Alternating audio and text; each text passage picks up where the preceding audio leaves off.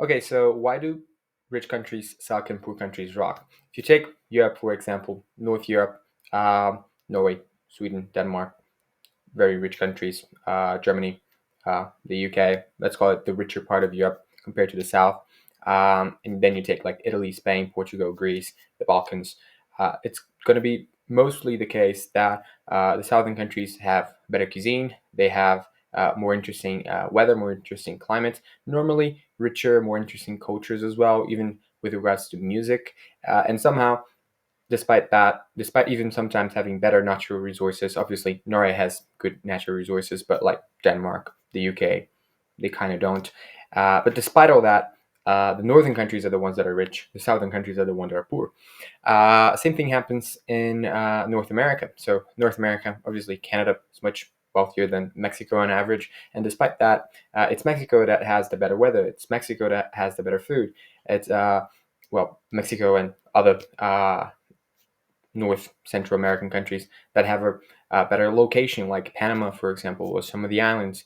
And in Asia, it's the same thing. Japan is further up north. South Korea is further up north. They have harsher weather. They have colder climates in general. They have worse geographies. They don't have that many natural resources. And yet, some countries further south, Vietnam or Indonesia or Malaysia, with sometimes more people, with sometimes better centrally located in terms of like worldwide trade and all that. Except for Singapore, pretty much all those countries are relatively poor, whereas like a few of the North Asian countries are richer. And that also goes despite South and Southeast Asia having some of the richer cultures and cuisines in the world. So why is it that like poor countries, they kind of rock, they kind of have like good weather, good cuisine, good culture, good vibe, and uh, quote unquote rich countries, they kind of suck. They kind of don't have that much culture to export abroad. Uh, I'll talk about it in this video. So the first factor you have to consider for the greater appreciation of poor countries' cultures is that people in poor countries, they emigrate a lot. They leave their countries, and with that, they bring obviously their cuisine, their food, their culture, their habits overall, and they bring it to the rich countries. And so there's a greater appreciation in the richer countries for the poor countries' cultures because they're actually exposed to it. Because, well, you can leave pretty much anywhere. Uh, you leave your house, there's going to be a pizzeria, like Italian, there's going to be some sort of French restaurant, there's going to be some sort of Thai restaurant, Vietnamese restaurant, Chinese restaurant. If your country is a well off country, if you're in Australia, in Canada, in the US, in Germany, in the UK, you're going to find plenty of food, cuisine, culture, rituals from those poor countries. And it's much less common for there to be a bunch of German immigrants that immigrated to, I don't know, Vietnam and got their food going there, you know? So I think this greater exposure that northern or richer or wealthier countries have to poor countries' food, cuisine, and culture leads to a greater appreciation of those countries' cultures, which actually implies that it isn't actually true that their food is actually tastier or the culture is actually more interesting. It's just that it's much more spread out throughout the world. I think the best example of this is Italy. There's a gazillion Italians that immigrated to Australia, throughout Europe, to the US, to Canada, to South America as well. And so, obviously, across all those countries, people will be like they will know, they will be familiarized with Italian food, and that will tend to lead them to say or to think that Italian food is really good, that it's really international, that everyone likes it. But it's partially exactly because so many Italians actually left Italy. The second thing is that actually warm weather is very dangerous in the sense of it doesn't challenge you to create more effective, productive capacities. So what I mean is, if you live in a place that is really cold or that it's cold like for at least part of the year, you have to protect yourself from the cold. Like in the heat, if you take off your shirt, you're fine. Like unless you're in the desert, like 50 plus degrees Celsius, you're probably going to be fine. But if you're in the cold, even at like near freezing temperatures or just below freezing temperatures, it's a problem to be there if you don't have the proper equipment, the proper clothes, the proper techniques, the proper hunting equipment, and if you haven't prepared from the summer from the spring to actually endure through the winter in terms of like food and clothing and just preparations in general.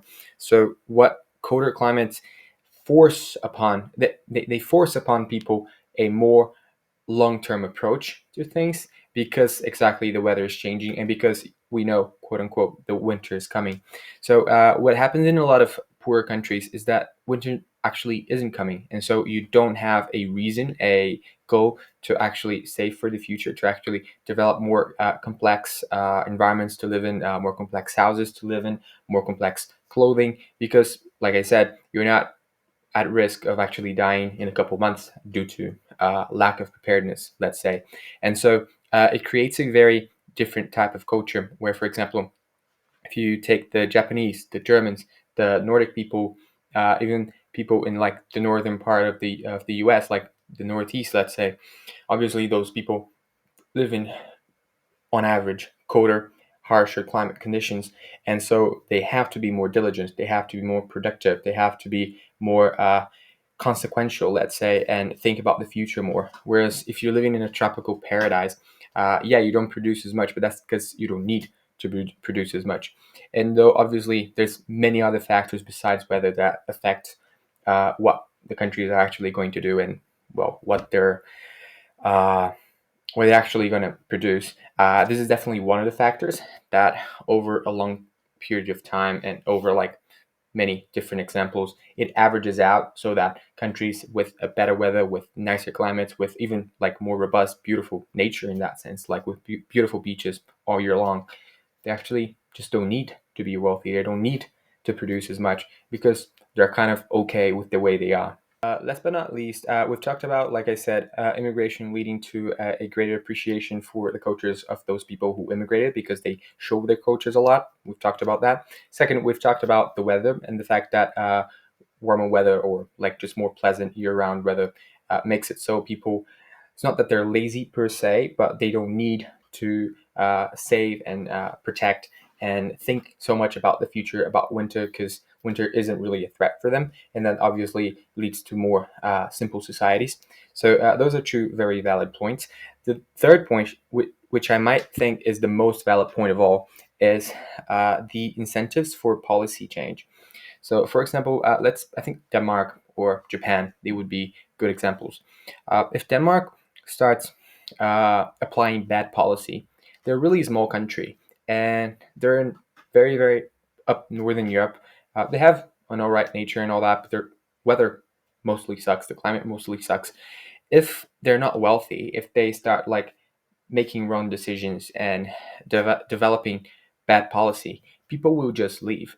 The resistance to leave, quote unquote, rich countries is much lower than the resistance to leave poor countries. If you talk to someone from Italy, Italy, like I said, it's been suffering from emigration most of its life, really. In the last 150 years, hundreds, thousands, millions of Italians have left Italy.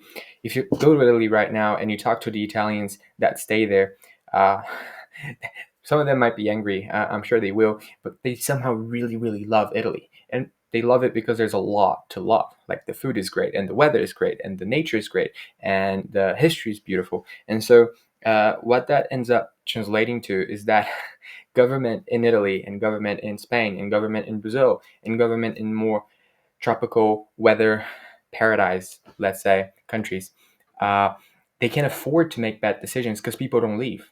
Whereas, like, if Canada started making a lot of bad decisions that made it very not worth that while economically, people would just leave Canada. I think that is the main point. Rich countries, northernmost countries, countries with worse weather, with worse conditions, countries that are more isolated, like New Zealand, like Australia, they cannot afford to make bad policies, to make bad decisions. The government can't afford to make those bad decisions because that would just make people leave the country.